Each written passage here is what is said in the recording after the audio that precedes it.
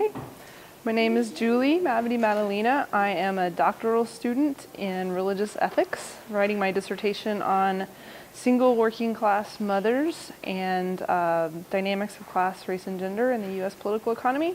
So I picked the book The Working Poor by David K. Shipler because I'm using it in my dissertation. Part of the preface. Most of the people I write about in this book do not have the luxury of rage. They are caught in exhausting struggles.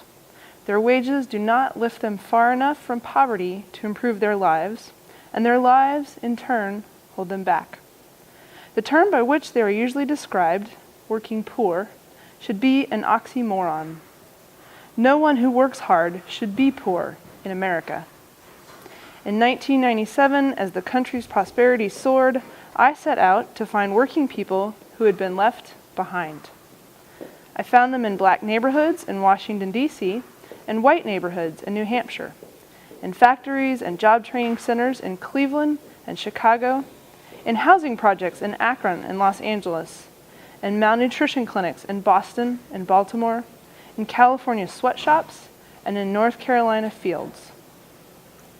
My purpose was to look into their lives as thoroughly as they would allow, to unravel the tangled strands of cause and effect that led to their individual predicaments.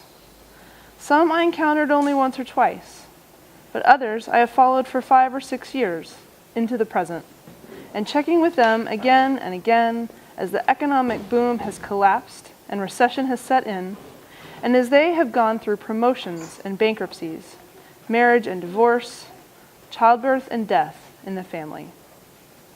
The rising and falling fortunes of the nation's economy have not had much impact on these folks. They suffer in good times and bad. Some, caught in paralyzing depression, feel resigned, helpless, and defeated. They are tired of wishes, empty of dreams, in Carl Sandburg's phrase.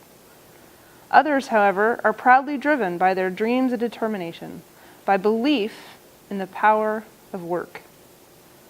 Rarely are they infuriated by their conditions, and when their anger surfaces, it is often misdirected against their spouses, their children, or their coworkers. They do not usually blame their bosses, their government, their country, or the hierarchy of wealth, as they reasonably could. They often blame themselves, and they sometimes are right to do so. Is that enough?